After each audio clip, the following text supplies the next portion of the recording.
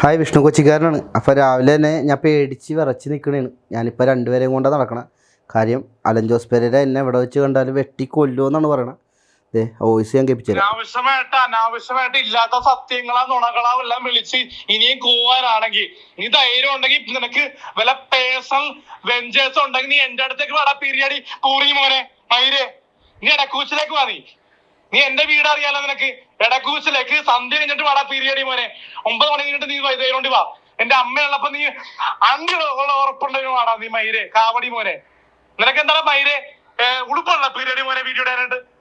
വിനീതിന്റെ video നിന്റെ പേജിൽ ഇടാനായിട്ട്. അവനാണെങ്കിൽ സിൽവറിൽ എന്താ സിൽവറിൽ മൂവി ബേസിലൊന്നും ഇടാത്ത വീഡിയോ. വേറെ ചാനലൊന്നും വീഡിയോ ഇടാത്ത എന്താ അതിലിടില്ല. അലിൻ ജോസ് പെരേരയെ പറ്റി മോശം പറയുന്ന വീഡിയോ അറിയുന്ന ആൾ ഇടില്ല. പിന്നെ അറിയാം. പിന്നെ അവന് ചാനൽ ഉണ്ടാവൂല. മനസ്സിലായാ? നിന്റെ ചാനൽ ഉണ്ടാക്കി തരടാ ഞാൻ. നിന്റെ ഫേസ്ബുക്ക് ഐ ഡി ഇല്ലേ കളഞ്ഞുതരാം മയിരെ. നീ എന്താ വിചാരിച്ച എന്നാ വിചാരിച്ച പൂറി മോനെ മയിരെ കാവടി പൂറ പൂറ കുണ്ണ വിചാരിച്ച പൂറി മോനെ മയിരെ കാവടി പൂറ പൂറ. നീ എന്നെ വെച്ച് വീഡിയോ ഇട്ട് വൈറലായി കഴിഞ്ഞിട്ട് നീ എന്റെ മേക്കത്ത് കയറടാ പൂറി മോനെ മയിരെ. സന്തോഷ് വർക്കിയും പറഞ്ഞില്ല. മനസ്സിലായാ? എന്റെ കൂടെ നിന്നിട്ട് വീഡിയോ ചെയ്തിട്ട് ഞാൻ ആദ്യം നിന്നോട് താല്പര്യം ഉണ്ടായില്ല. പിന്നെ നീ പറയുന്നത് കേട്ട് ഓരോ കാര്യങ്ങളും ചെയ്ത് മറ്റേ റീക്രിയേഷൻ വീഡിയോ ആണെങ്കിൽ നീ റിഹേഴ്സൽ ചെയ്ത് വൈറലായി കഴിഞ്ഞപ്പോ പിന്നെ ആട്ടായം ചെയ്ത് എന്ന് പറഞ്ഞ ആട്ടായത്തോട് നിനക്ക് ദേഷ്യമുണ്ട്. അതൊക്കെ എന്നോട് തീർക്കുന്ന മൈരി. മനസ്സിലായാ? വിനീത് കൊടുക്കണ പൈസ വിനീതാണ് ചോദിക്കണം. അല്ലാണ്ട് വീഡിയോ ഇട്ട് കൊടുക്കാനല്ല മൈരേ ചെയ്യേണ്ടത്. പക്ഷെ ഇനി ഒരു വീഡിയോ നിന്റെ ഫേസ്ബുക്ക് പേജിൽ അങ്ങനെ വന്ന പീരിയടി മോനെ നിന്റെ വീട്ടിൽ വന്ന് നിന്റെ കാല് വെട്ടിയെടുക്കും പീരിയടി മോനെ. നിന്റെ നാക്കരിയും നിന്റെ വിനീതിന്റെ നാക്കരിയും. പിന്നെ ഓര് പറയൂലല്ലോ കഴിഞ്ഞാല്. മനസ്സിലായ? ഇനി നിന്റെ ചാനലിലല്ലോ ഒരു വീഡിയോ എന്നെ പറ്റി വിനീത് പറയുന്ന ഒരു ബൈറ്റ് നിന്റെ ചാനലിൽ വന്ന പുന്നാര മോനെ വിനീത് വിഷ്ണു നിന്റെയൊക്കെ കൈയും കാലും തല്ലി ഒടിക്കാൻ മാത്രമല്ല വെട്ടിയെടുക്കേണ്ടി വരും ഞാൻ. മനസ്സിലായ? കോമാളിത്തരം കളിക്കാൻ മാത്രമല്ല വയലൻസ് ചെയ്യാൻ എനിക്കും അറിയാം. മനസ്സിലായ? ജയിലെന്ന് പറഞ്ഞാൽ നീ പേടിപ്പിക്കില്ലേ പൂറി മോനെ. മനസ്സിലായ? കൊലപാതകം ചെയ്തിട്ടുണ്ടെങ്കിൽ പ്രതി ആയിക്കോളും. മനസ്സിലായ? എന്നോടുള്ള പേഴ്സൺ റിവെഞ്ചും കാര്യങ്ങളും ഫെയിമിന്റെ കാര്യത്തിലുള്ള പ്രശ്നങ്ങളും ഒക്കെ പറഞ്ഞിരിക്കണം പീരിയടി മോനെ. ഞാൻ എവിടെയും കാണിച്ചിട്ടുണ്ടോ പൂറി മോനെ ഫെയിമിന്റെ ഒരു ഇത് ഈഗോ ഒന്നും കാണിച്ചിട്ടില്ല. 3-4 മാസമായിട്ട് വീഡിയോ ചെയ്തില്ല എന്നും പറഞ്ഞ് മെക്കിട്ട് കയറാൻ വന്നാലുണ്ടല്ലോ. മനസ്സിലായ? എനിക്ക് കിട്ടുന്ന പൈസ ആർക്ക് കൊടുക്കണമെന്നുള്ള ഞാൻ തീരുമാനിക്കും. പിന്നെ ഈ 8 മാസമായിട്ട് വിനീത് ചോദിക്കാത്ത പൈസ ഈ 3-4 ആഴ്ചയായിട്ട് നീ കൊടുക്കുന്ന വീഡിയോ. മനസ്സിലായി? ഇനി ഒരു വീഡിയോ എന്റെ മെക്കിട്ട് വന്നു കഴിഞ്ഞാല് മനസ്സിലായ നീയും കാണില്ല, നിന്റെ ഫേസ്ബുക്കും കാണില്ല. കൊന്നുകളയും പീരിയടി മോനെ. നിന്നെ കൊന്നുകളയും. നീ റെക്കോർഡ് ചെയ്തോ. വിഷ്ണു കൊച്ചിക്കാര വിനീതെ നിന്നെ രണ്ടുപേരെ തീർക്കും. അതിന് ജയിലിൽ പോകും ഞാൻ സത്യസന്ധമായിട്ട് പറയുകയാണെങ്കിൽ. മനസ്സിലായ? ജയിലെന്ന് പറഞ്ഞാൽ നീ പഠിപ്പിക്കല്ലേ അലിൻ ജോസ് പെരേര.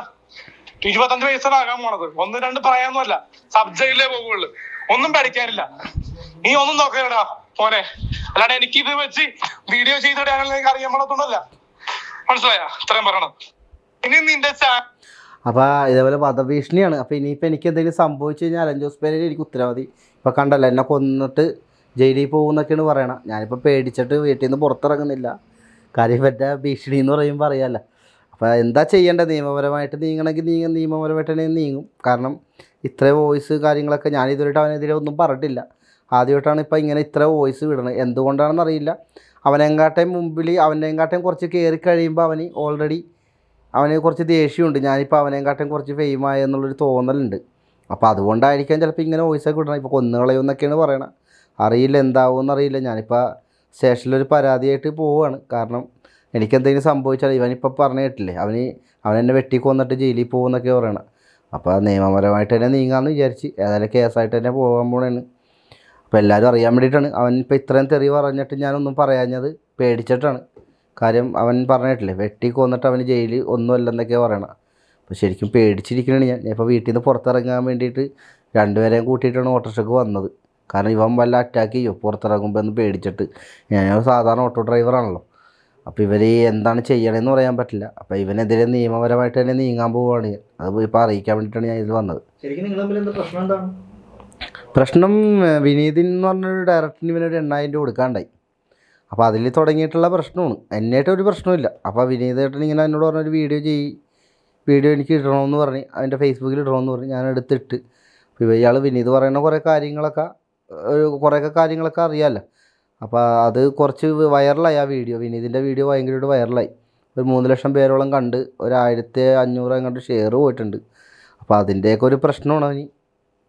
സെക്സ് റാക്കറ്റിലൊക്കെ ഉണ്ടെന്നുള്ള രീതിയിലൊക്കെ ഇപ്പോൾ വാർത്തകൾ വരുന്നുണ്ട്. അതെ അതെ അതെ, അത് വിനീതേട്ടനായിട്ട് സംസാരിക്കേണ്ട വിഷയമാണ്. എനിക്കിതൊന്നും അറിയില്ല, ഞാനത് വീഡിയോ ഇട്ടെന്നുള്ളത്. ഇപ്പോൾ അല്ല 3 മാസമായിട്ടില്ലല്ലോ. ഒരു കൊല്ലമായിട്ട് ഞങ്ങൾ വീഡിയോ ചെയ്യണത് പെണ്ണുങ്ങൾ അധികം ഉണ്ടാവില്ലായിരുന്നു. പെണ്ണുങ്ങൾ വന്നുകൊണ്ടിട്ടാണ് ഞാൻ അവൻ്റെ കൂടെ നിന്ന് വീഡിയോ ഒന്ന് മാറിയത്. ഇപ്പോൾ ഒരു 4 മാസമായിട്ട് ഇപ്പോൾ ഇല്ല. കാര്യം ലേഡീസിനെ വെച്ച് വീഡിയോ ചെയ്യാണ്ട് എനിക്ക് താല്പര്യമില്ല. കാര്യം നമ്മൾ എപ്പോൾ വേണമെങ്കിലും ഒരു ട്രാക്കിൽ പെടുമെന്നുള്ളൊരു തോന്നൽ വന്നുകൊണ്ടിട്ട് ഞാൻ അവനോട് പറഞ്ഞു ലേഡീസായിട്ട് ഇങ്ങനെ വീഡിയോ ചെയ്യാണ്ട് എനിക്ക് താല്പര്യമില്ല. വേണമെങ്കിൽ നമ്മൾ ആണുങ്ങൾ വേണമെങ്കിൽ ചെയ്യുക, എന്തെങ്കിലും കോമഡി വീഡിയോ ചെയ്യാമെന്ന് പറഞ്ഞു കഴിഞ്ഞാൽ അവൻ കേൾക്കൂല. അങ്ങനെ ലേഡീസ് വന്നുകൊണ്ടിട്ടാണ് അവൻ്റെ അടുത്ത് നിന്ന് ഞാൻ പോകുന്നത്. പക്ഷെ അത് പോകുന്നത് അവന് ഭയങ്കര ബുദ്ധിമുട്ടായിപ്പോയി. ഇപ്പം എന്നെ ഭീഷണിപ്പെടുത്തണേണ്.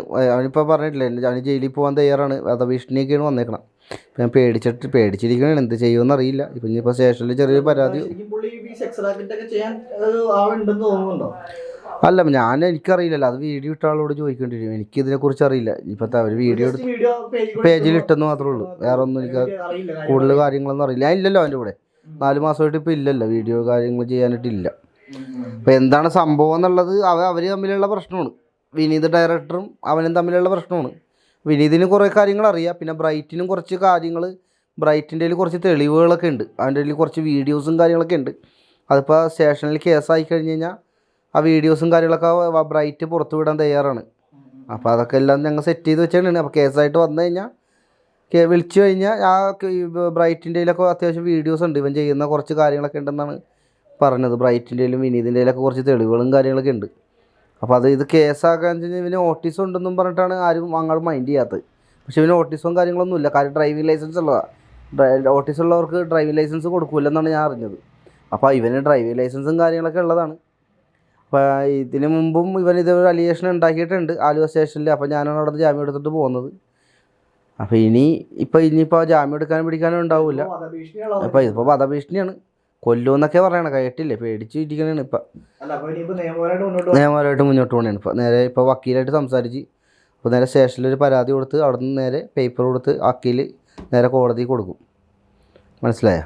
അപ്പോൾ ഇവന് ഈ ഓട്ടിസം ഉണ്ടെന്നൊക്കെ പറയുന്നത് വെറുതെയാണ്. കാരണം ഇവന് മറ്റേ ഡ്രൈവിംഗ് ലൈസൻസ് ഉള്ളതാണ്. പിന്നെ ഇവന് ഇത്ര വോയിസൊക്കെ കേട്ടില്ലേ, അങ്ങനെ ഒരാളെ പറയേണ്ട കാര്യമില്ലല്ലോ. അപ്പോൾ ഇവൻ്റെ തെളിവും കാര്യങ്ങളൊക്കെ ആയിട്ട് ഇപ്പോൾ ബ്രൈറ്റിൻ്റെയിലും വിനീതിൻ്റെയിലും കുറച്ച് വീഡിയോസും കാര്യങ്ങളൊക്കെ ഉണ്ട് ഇവൻ്റെ. അപ്പോൾ അതൊക്കെ കാര്യങ്ങളൊക്കെ ആയിട്ട് ഞങ്ങൾ കേസായിട്ട് തന്നെ സ്റ്റേഷനിൽ പോയി പരാതിയായിട്ട് പോവാണ്. അപ്പോൾ എന്താണെന്ന് വെച്ചാൽ എനിക്ക് പുറത്തിറങ്ങണ്ടേ, ഞാൻ ഓട്ടോറിക്ഷ ഓടിച്ചാൽ ജീവിക്കണം. അപ്പോൾ ഇവനിങ്ങനെ പറയുമ്പോൾ എനിക്ക് പേടിയാണ്.